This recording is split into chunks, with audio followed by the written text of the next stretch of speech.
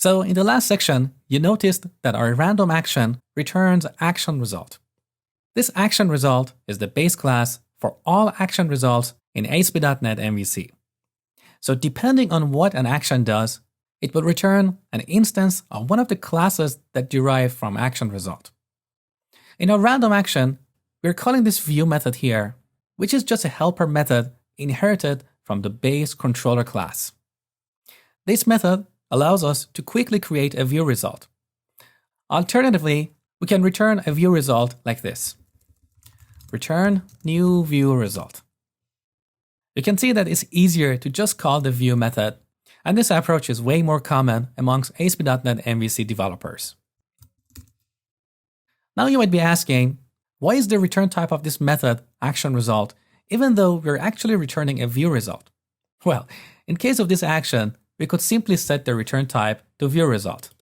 And this is actually good practice, especially when it comes to unit testing this action. This way, we'll save ourselves from an extra cast in our unit tests. We'll look at unit testing in the second part of this course. But sometimes it's possible that in an action, we may have different execution paths and return different action results. In that case, we need to set the return type of that action to action result so we can return any of its subtypes. Okay, view result is one of the action results that you work with most of the time. Let's take a look at other types of action results.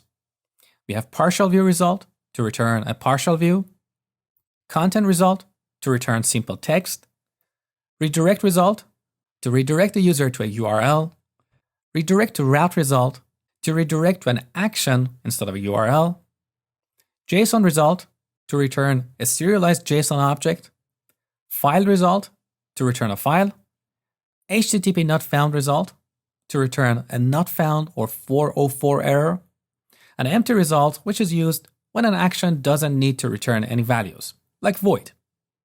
As you can see, for all these types, except empty result, we have a helper method in the base controller class. So let's see some of these in action. Back in the code, I'm going to comment this out. Let's return content, like hello world. Let's run the application with Control and F5. And navigate to /movies/random. So look, we just get plain string content in the response. Another example, let's return HTTP not found. Now build the application with Control-Shift-B. This will compile the application without opening a new tab in the browser. Now press Alt and Tab to switch back to Chrome, and Control-R to refresh the page.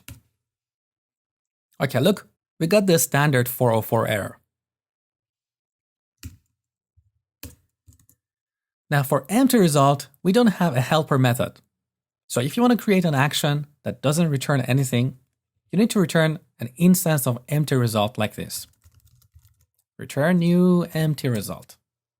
Control-Shift-B to build. Alt and Tab. Control-R. Okay, look, there's nothing in the response. And the last example. Return redirect to action. Here we specify the name of the action and then the controller. Now sometimes, as we are redirecting the user from one page to another, we need to pass arguments to the target action. To pass arguments, we use an anonymous object as the third argument to this method. So, new anonymous object, let's say page is 1, and sort by is name. Build, back to Chrome, refresh. Okay, look, we got redirected to the home page. And you can see in the browser address bar that the arguments we sent are appearing as part of the query string. So this is pretty much all you need to know about action results. By the way, don't think you need to memorize any of this stuff. For the most part, you'll be using view, HTTP not found, and redirect result.